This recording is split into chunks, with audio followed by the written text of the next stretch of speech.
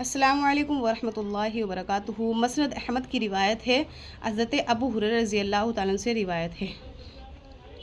فرماتے ہیں کہ رسول اللہ صلی اللہ علیہ وسلم نے ارشاد فرمایا، قیامت کے دن لوگوں کو پل صراط پر سوار کیا جائے گا قیامت کے دن لوگوں کو پل صراط پر سوار کیا جائے گا تو وہ اس کے کنارے سے اس طرح گریں گے جس طرح پتنگے آگ میں گرتے ہیں۔ آگ میں سے دیکھا ہے نا پتنگے کس طرح گرتے ہیں۔ پس اللہ تعالیٰ جس کو چاہیں گے اپنی رحمت سے نجات عطا فرمائیں گے۔ کیا کہہ رہے ہیں؟ قیامت کے دن جب لوگوں کو پل صراط پر سے گزارا جائے گا تو وہ آگ میں اس طرح گر رہے ہوں گے جس طرح وہ نیچے اس طرح گر رہے ہوں گے پل صراط پر سے،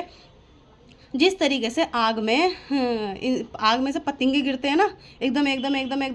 اس طریقے سے وہ لوگ گریں گے۔ کیا کہا ہے؟ پل صراط جو ہے بال سے بھی زیادہ باریک ہے، تو پتہ نہیں وہ جو ہے ہم اللہ کے اپنے نیک اعمال جو یہاں سے تیار کر کے لے جائیں گے، اللہ کو اور نبی کو جو راضی کر کے جائیں گے، ہم اس طریقے سے اللہ تبارک و تعالیٰ ہم کو کس طریقے سے پتہ نہیں اپنی رحمت سے ہمیں پل صراط پر سے گزارے، تو ہمیں اللہ کو اور اس کے رسول کو ہمارے اعمال نہیں کام آئیں گے، کام تو آئیں گے لیکن جب اللہ کی رحمت جو ہے وہ زیادہ کام آئے گی۔ ہمارے اعمال جو ہیں جتنا ہم یہاں پر دنیاوی لغویات کو چھوڑ کر اخروی زندگی کو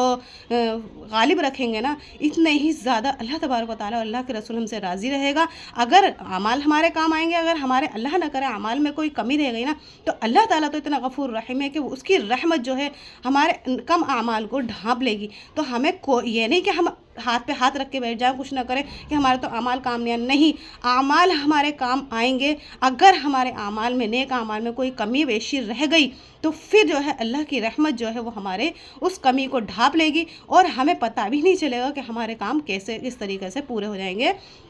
اللہ کی رحمت سے۔ اللہ اپنی رحمت سے بجلی کی طرح انشاءاللہ تعالیٰ ہمیں پل صراط پر سے گزرنے والا بنائے، ہم سب کو بجلی کی طرح پل صراط پر سے گزرنے والا بنائے۔ اور پل صراط پر کے بارے میں فرما رہے ہیں کہ جب اللہ تبارک و تعالیٰ جو ہے پل صراط پر سے ہم سب کو گزرنے کا حکم دے گا تو اس طریقے سے اس ٹائم پہ انسان جو ہے پل صراط پر سے اس طرح نیچے گرے گا جس طریقے سے آگ سے پتنگے گرتے ہیں۔ تو ہمیں تو بہرحال یہ دعا کرنی ہے اللہ تبارک و تعالیٰ ہم سب کو پل صراط پر سے بجلی کی طرح گزرنے والا بنائے، اور ہمیں اپنے اعمال کو اتنا بنانا ہے، یعنی ہم ہاتھ پہ ہاتھ رکھ کے بیٹھ جائیں اور چھوڑ دیں کہ ہمیں کچھ کرنا ہی نہیں ہے، بلکہ نہیں،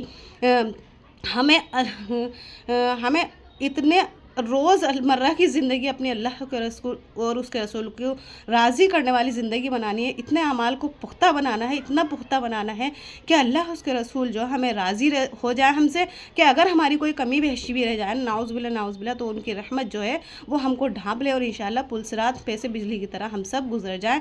ہاں، آخر میں دعا ہے کہ اللہ تبارک و تعالیٰ ہمیں بھی اور آپ کو بھی پل صراط پر سے بجلی کی طرح گزرنے والا بنائے، اور دنیاوی زندگی تو